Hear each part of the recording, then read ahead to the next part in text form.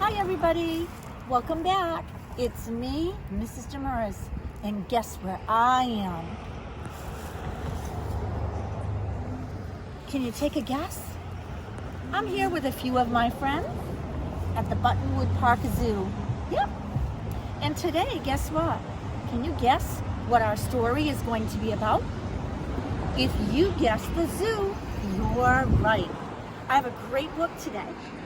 The title is Zoo, and the author is one of my favorite authors. It's a female author, that means it's a lady author. Her name is Gail Gibbons. She wrote this wonderful book about the zoo. So I have some friends here. It's feeding time at the zoo. While you're listening to my story, they're just going to be having their supper. Zoo by Gail Gibbons. Zoo. It's early morning at the zoo. Here come all the workers. There's a lot to do before the visitors arrive.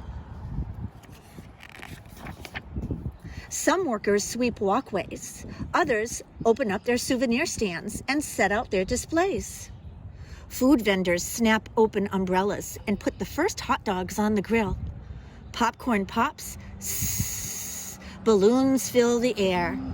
The zoo train gets polished and the driver tests the whistle. Toot! Animals from all over the world live at the zoo. It's the zookeeper's job to take care of them.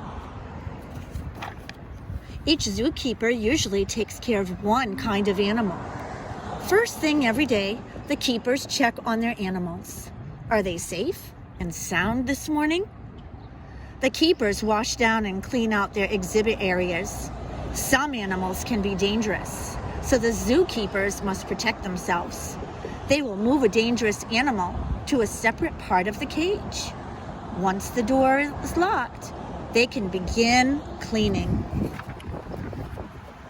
It's time for the zoo to open. The big main gates swing back and the visitors buy their tickets. All aboard? Visitors climb onto the train for the first tour of the day. Wheels turn and the train pulls away from the station. Now the zookeepers go to their zoo kitchens. In each kitchen, they prepare special diets their animals need. Some keepers chop and mix vegetables and fruit. Others cut meat into pieces. Grain is poured, hay is stacked. Reptiles keepers scoop insects into the containers. The keepers go back to their exhibit areas. Mealtime, they feed their animals and give them fresh water. Some animals feed themselves. The zoo train chugs past the big cat house. Something exciting is happening there. The zookeepers are celebrating the birth of a baby cheetah.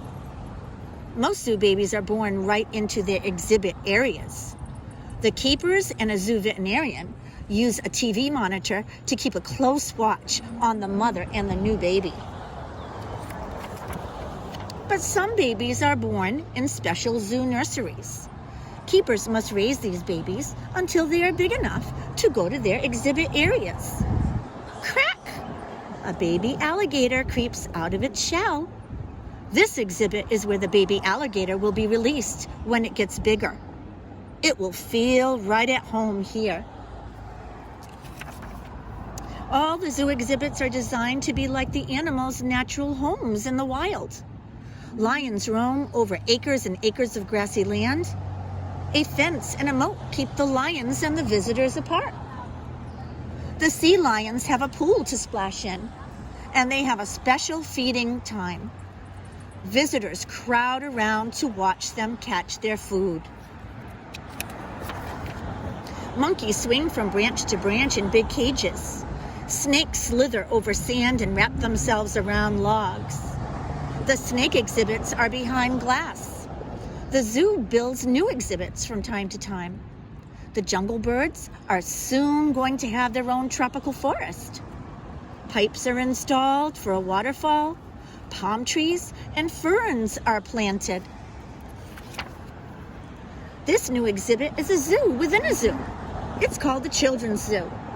Here children can pretend to be animals. They climb the rope, spider web, and squeeze into snail shells.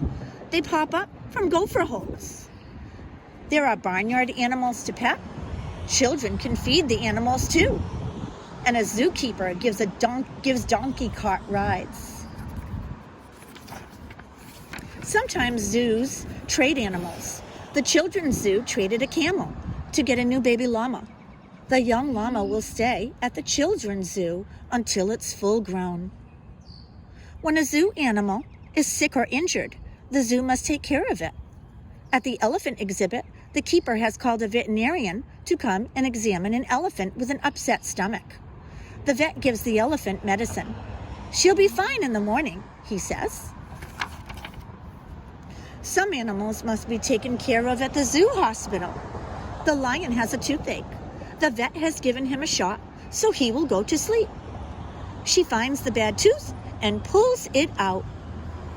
At the end of a busy day, the zoo train makes its last trip.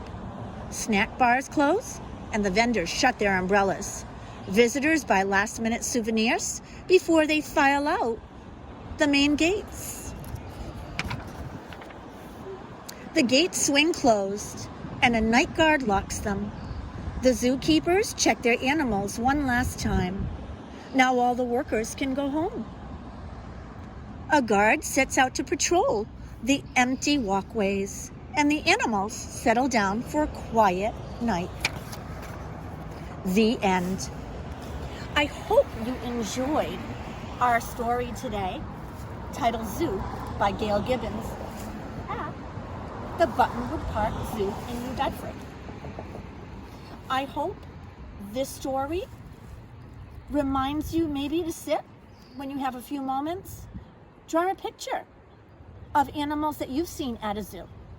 How about writing a story about your favorite zoo animal, perhaps, or an animal that you would love to see at the zoo? So thank you for joining me today. And just remember, wherever we are on our field trip, just keep reading until next time. Bye.